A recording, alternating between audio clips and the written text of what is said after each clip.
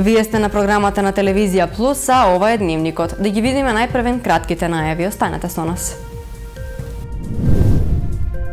Успешна година за НРЦ со бројни активности. Оливера Трајковска гостува во Став. Фирма казната поради продажба на поскап леп.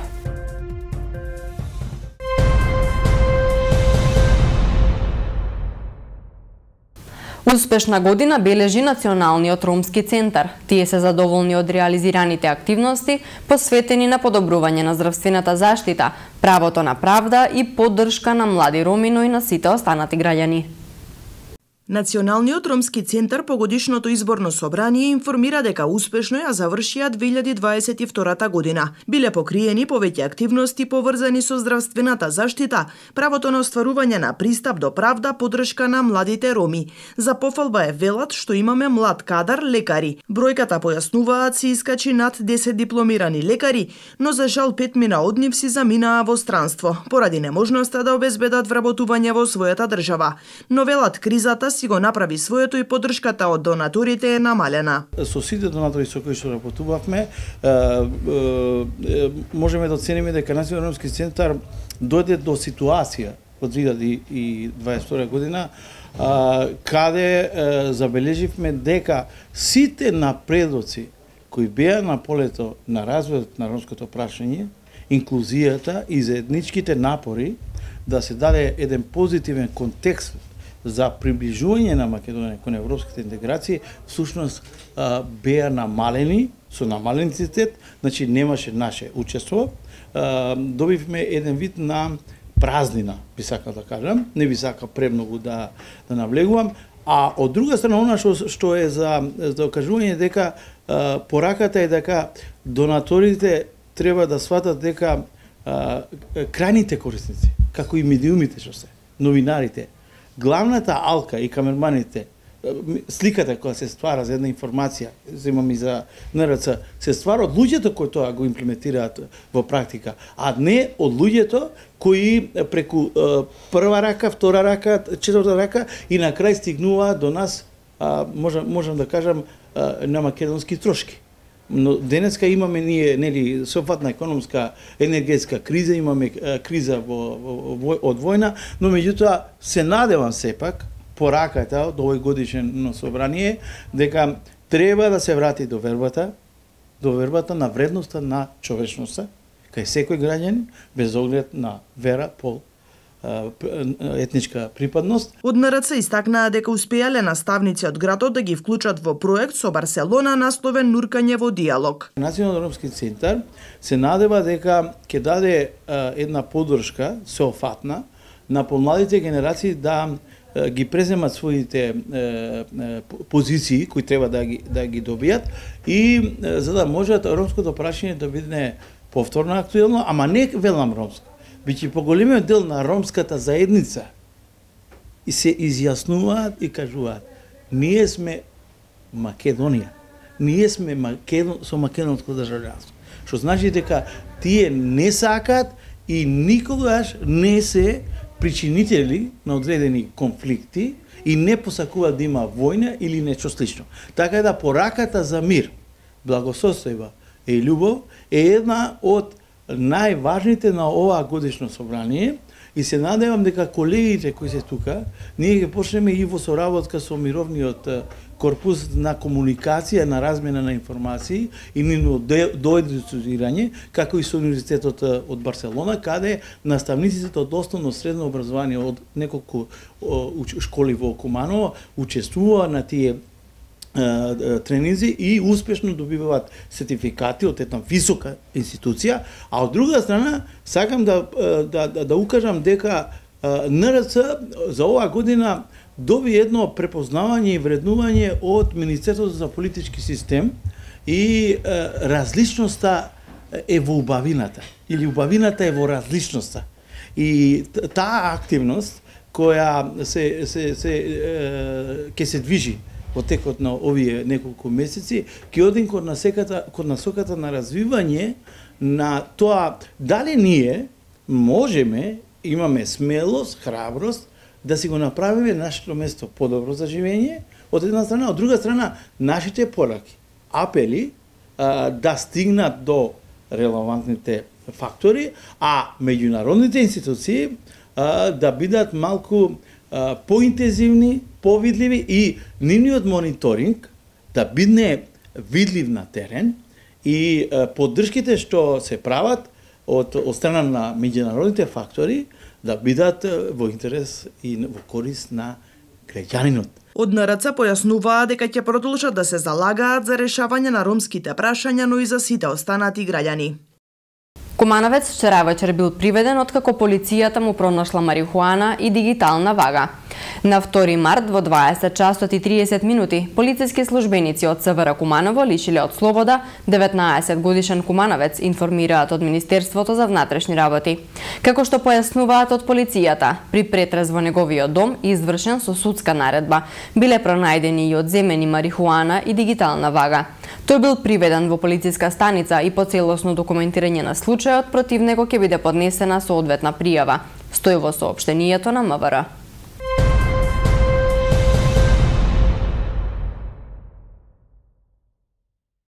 Центарот за дијабетес Диаверум во соработка со Сдруженијето на дијабетичари Куманово вчера вечер организираше едукативна работилница за превенција на хроничната бубрежна болест кај лицата со дијабетес по повод Светскиот ден на бубрегот. Предавач и едукатор беше доктор Надица Мисовска. На предавањето меѓу другото беше истакнато дека дијабетесот е една од водечките причини за хронична бубрежна болест. Превенција на хронична бубрежна болест кај лица со дијабетес е насловена едукативната работилница организирана вчера вечер во Занајчискиот дом од Центарот за дијализа Диаверум и Сдруженијето на дијабетичари Куманово по повод Светскиот ден на бубрегот. Присутните имаа можност да слушнат и да се потсетат која е главната функција на бубрезите, од што е изграден бубрегот, што се случува доколку бубрезите не ја извршуваат својата функција, кои се причините за бубрежната болест и слично. Предавач и едукатор беше доктор Надица Мисовска, специјалист, интернист, нефролог. Што се случува ако бубрезите не си ја извршуваат својата функција? Кога бубрезите откажуваат, се нарушува нивната функција да ги филтрираат отпадните материи од крвта. Тие отпадни материи се задржуваат во телото на човекот. Ако бубрезите не можат да ја извршат својата функција и да ги отстрануваат течностите и вишокот на течности, тогаш тие ќе се задржат во телото. Имаме појава на зголемен крвен притисок и оптеретување на срцето. Симптомите кои што може да се појават од задршката на вода и задршката на овие отпадни материи се гадење, замор, малаксаност, несоница, појава на висок крвен притисок, појава на отоци на нозе, на стапала, на стомак, појава на отоци околу очите. Кои се најчестите причини кои доведуваат за бубрежна слабост? Постојат неколку. Покачениот крвен притисок е ризик фактор 1 за оштетување на бубрезите. Постојат неколку наследни болести кои што доведуваат до оштетување на бубрезите. Сите инфекции и воспаление на бубрезите може да доведе до хронична бубрежна слабост. Обструкции, тука би ги кажала каменчињата во бубрезите, кои што можат да го стопираат патот на урината. Постојат лекови, посебно лековите за болка, аналгетиците, кои што се со штетно дејство врз бубрегот и исто така може да донесат до хронична бубрежна болест. И на крај ќе го спомнам дијабетесот. Дијабетесот е една од водечките причини за хронична бубрежна болест. Појавата на терминална бубрежна болест кај лицата со дијабет е 10 пати поголема отколку кај обичната популација, која што нема проблеми со зголемено ниво на шеќер во крвта, велат надлежните. Според доктор Мисовска, 80% од случаите на хронична хемодијализа се пациенти кои што страдаат од дијабет, од покачен крвен притисок или комбинирано од двете заболувања.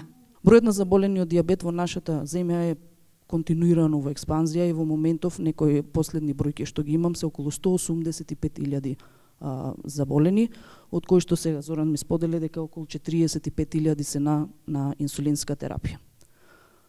Во општата популација 1 од 9 лица има дијабетес. 1 од 10 лица има хронична бубрежна болест. Дијабетот е една подмолна и тивка болест, тивок убиец на организмот и делува на многу таргет органи. Таргет орган е окото, каде што дијабетесот предизвикува оштетување на малите крвни садови на окото. Доведува до дијабетична ретинопатија, појава на покачен очен притисок и појава на катаракта, односно народски кажаното перде на очите. Делува на малите крвни садови на срцето, кои што го исхрануваат срцето, и малите крвни садови кои што исхрануваат мозокот и е ризик фактор за појава на срцев удар и мозочен удар.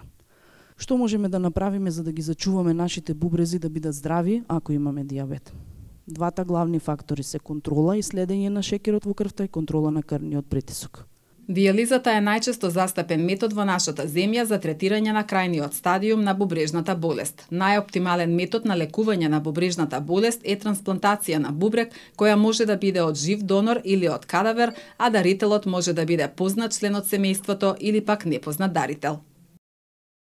Во текот на вчерашниот ден, во периодот од 6 до 10 часот, на територијата на земјава спроведена е акциска контрола на возила што вршат јавен превоз на ученици. При контролата санкционирани се 38 возачи поради сторени сообраќајни прекршоци, а 13 возила били упатени на вонреден технички преглед. Сообраќајните контроли за зголемување на безбедноста на учениците од дома до училиште и од училиште кон дома продолжува и во наредните денови, велат од полицијата.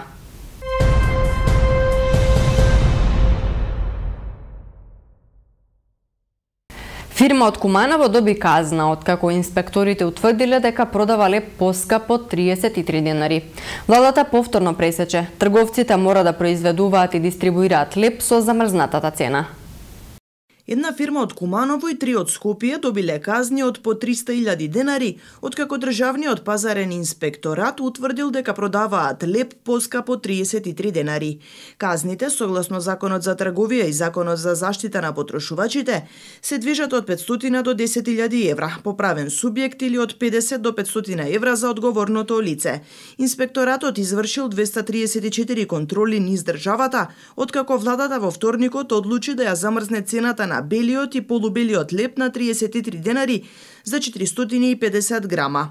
Владата на синоќешната седница донесе и одлука за определување обврска на трговците да прибавуваат и продаваат определени видови и количества на одделни стоки на потрошувачите според определен редослед базирана на законски основи. Со одлуката се определува обврската на трговците кои представуваат правни и физички лица кои се регистрирани за вршење на трговска дејност во соодветен регистар согласно со закон, како и трговците кои представуваат правни и физички лица регистрирани за вршење на производството, кои своите производи ги продаваат на пазарот во сопствени продавници или на други трговци на големо и мало со прехранбени производи, да прибавуваат или да продаваат леп бел и полубел. Трговците кои представуваат правни и физички лица кои се регистрирани за вршење на трговска дејност во соодветен регистар, согласно владината одлука, имаат обврска во структурата на дневната набавка на сите видови леп да прибавуваат и продаваат најмалку 80% од белиот и полубелиот леп. Трговците посочени во оваа одлука за испорачаните видови леп, посочени во оваа одлука на производителот на лебот, треба да му платат најдоцна во рок од 20 дена од денот на приемот на фактурата за испорачаниот леп. Одлуката е на сила со денот на објавувањето во Службен весник, а е предвидено да се применува до 31 мај. Во образложението на одлуката која што ја предложи Министерството за економија е наведено дека владата може привремено да го ограничи вршењето на трговијата во случај на сериозни пореметувања на домашниот пазар поради недостаток на стоки неопходно потребни за производството, преработката и за животот и здравието на граѓаните и нарушување на домашниот пазар заради злоупотреба во прометот на одделни производи и стоки. Владата може да определи обврска на трговците да прибавуваат и продаваат определени видови и количества на одделни стоки на потрошувачите според определен редослед. Врз основа на податоци од извршен инспекцијски надзор од Државниот пазарен инспекторат, Министерството за економија соопшти дека се утврдени сериозни пореметувања на домашниот пазар во градовите Скопје и Тетово поради недостаток на леп бел и полубел, за кои што владата донесе одлука за определување на највисоки цени за одделни производи во трговијата на мало, која што стапи на сила на 28 февруари. Зашто ќе се залага новоформираниот клуб на жени за наше Куманово? Има ли интерес од кумановки да стана дел од граѓанското здружение и какви проекти ќе поддржува? Ова се дел од темите на кои што во Став разговараме со претседателката на клубот на жени, Оливера Трајковска. Неколку активности кои што ги зацртавме за одбележување на Денот на жената. Првата активност која што ќе ја реализираме ќе биде на 5 март, значи недела во 12 часот на споменик Костурница ќе трчаме почесен круг со кој што сакаме да одадеме почит и благодарност на сите жени од историјата и на сите жени кои што се бореле за Македонија. Значи 8 март него дефинираме само како ден кој што подразбира купување на ружи и скапи подароци. 8 март има многу поголемо значење ако се вратиме назад во историјата, затоа што Клара Цеткин и Роза Луксембург се бореле за женските права. Значи тие биле обесправени, сакале да отворат нова страница во историјата и со тоа жените да си ги добијат правата кои што ним припаѓаат. Откако тие се избориле за тие права и благодарение на нив ние денеска уживаме во тие права и се повеќе и повеќе ги надоградуваме и ги добиваме, сметам дека тука имаме долг да ние правиме многу поголеми акции со кои што ќе докажеме дека жените тие права кои што ги добиле со право и дека треба да ги оправдаат тие права. Исто така треба да дадеме почит кон сите оние жени кои што се бореле за слободата на Македонија. Бидејќи сметам дека розите им припаѓаат, затоа што да не биле тие, ние денеска не би уживале во слободата во која што живееме. Така да, покрај трчањето на почесниот круг, кој што ќе се случи во 12 часот на споменик Костурница, ќе имаме и изработка на еден банер, односно исцртување на платно, кој што ќе стане банер на заедништво, па во тој контекст ги повикувам сите жени од Куманово, без оглед на националност, без оглед на тоа дали припаѓаат на некоја политичка партија, да се вклучат масовно. Во текот на вчерашниот ден, Министерството за внатрешни работи спроведе акцијска контрола на територијата на земјава за санкционирање на возила кои се движат со брзина поголема од дозволената, при што санкционирани се 269 возачи. Од нив, 8 возила се движеле со брзина 50 км на час повеќе од дозволеното. При тоа 157 возила ја пречекориле брзината во населено место, а 112 надвор од населено место. Сообраќајните контроли продолжуваат и во наредните денови. Апелираме до сите учесници во сообраќајот да ги почитуваат сообраќајните правила и прописи и заеднички да придонесеме за побезбедни патишта, велат од полицијата.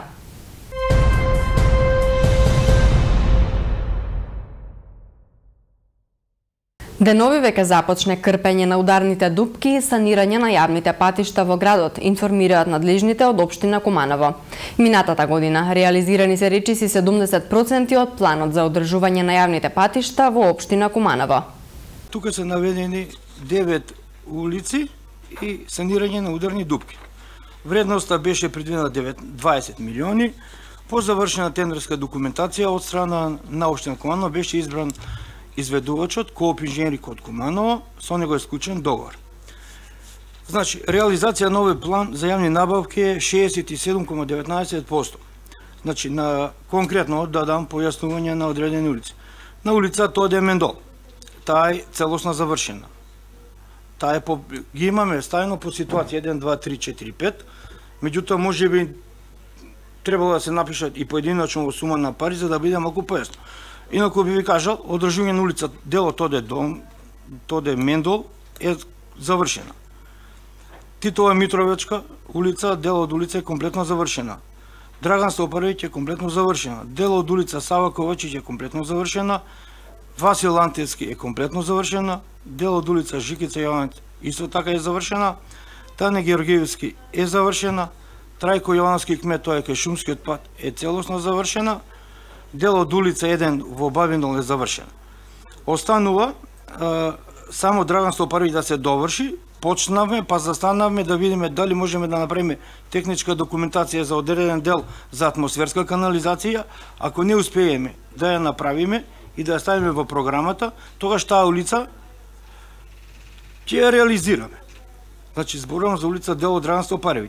Што се однесува за крпење на ударни дупки. Под тендерска документација и под договорот е предвидено 125 тона. Конкретно за, значи, то имаме полно ставки, да кажеме за одржување на јавно прометни површини, ги имаме 20 ставки. По договорот е предвидено 125 тона. од страна на општина Куманово е искористено до сега 105 тона. Значи остануваат уште 20 тона. Меѓутоа имаме некои позиции, например, како услуга на градежна машина што сме ставили 30 часа, таа не е реализирана бидејќи немаме работено. Затоа ќе направиме табела Кусовци и Вишовци сега во наредниот период со отоплување, мислам дека следната недела март, почетокот на март, ќе продолжиме интензивно со крпење на ударни продупки и санирање на одредени јавни прометни површини, се мисли на платна. Значи овој договор кој ќе биде целосно искористен, се надеваме март, април, мај сигурно, тоа ќе распишеме нова тендерска постапка, која страна на Советот беше донесен нов план, значи и тогаш ќе пристапиме кон планот за одржување од 2023 година. Како што реков, за сега овој план е искористен само 67,19%. Значи има простор да се санираат сите ударни дупки. Сега сведоци сме дека имаат одредени оштетувања, среќа што немаше многу паѓања од снег и добро, па затоа има дожд. Значи интензивно ќе почнеме следната недела да работиме на санирање на ударни дупки на градот Куманово. Се мисли прво на централно градско подрачје, потоа ќе одиме и кон периферијата. На Куманово му се потребни 250 милиони евра за да ја среди подземната инфраструктура, фекална атмосферска канализација во урбаните и во урбано-руралните средини и да обезбеди мрежа за водоснабдување во сите делови на приградските населби и поголемите села. Истакна при гостување на национална телевизија градоначалникот Максим Димитриевски. Тоа значи дека ние доколку сакаме сериозно да се развиеме, ни се потребни пари, бидејќи ги немаме, според мојата груба пресметка, ние треба следните 20 буџети на општината да ги инвестираме, тоа значи следните 20 години да ги насочиме парите исклучиво во изградба на фекална и атмосферска канализација, а да заборавиме на се останато. Парите се држат на централно ниво, се трошат на централно ниво, а граѓаните немаат можност да ги добијат средствата, да им се вратат на локално ниво назад, кои што преку даноци и такси, првенствено преку данокот од ДДВ, а потоа и персоналниот данок го плаќаат кон државата, рече тој.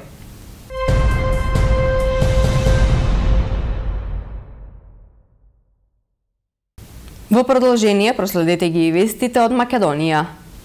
Од денеска се менуваат протоколи за кога ќе има дојава за бомба, откри премиерот Димитар Ковачевски. Поточно како што појасни, тимовите на Министерството за внатрешни работи повторно ќе прават проверки за да бидат сигурни дека дојавите се лажни, но наставата ќе продолжи.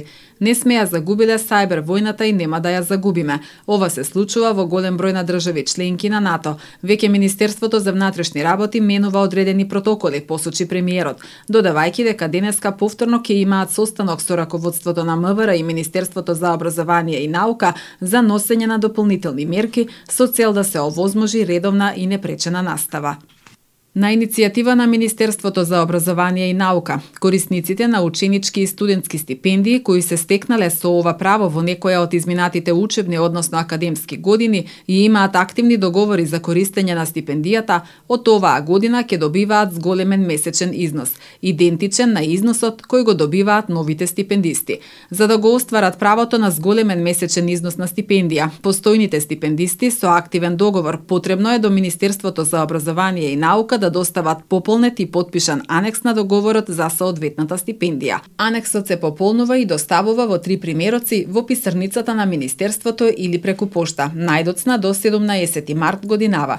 Грижата за унапредување на ученичкиот и студентскиот стандард останува врвен приоритет на Министерството за образование и наука. Зголемување на финансиската поддршка за учениците и студентите го олеснува процесот на образованието и го насочува фокусот кон неговата суштина, стекнување на соодветни знаења и вештини, се вели во соопштението на МОН.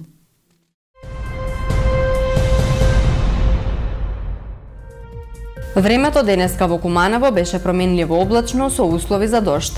Максималната температура се искачи до 11 степени, а минималната беше 3 степени Целзиусови. И за утре метеоролозите најавуваат променливо облачно време со дожд. Температурата ќе се движи во интервал од 3 до 9 степени Целзиусови.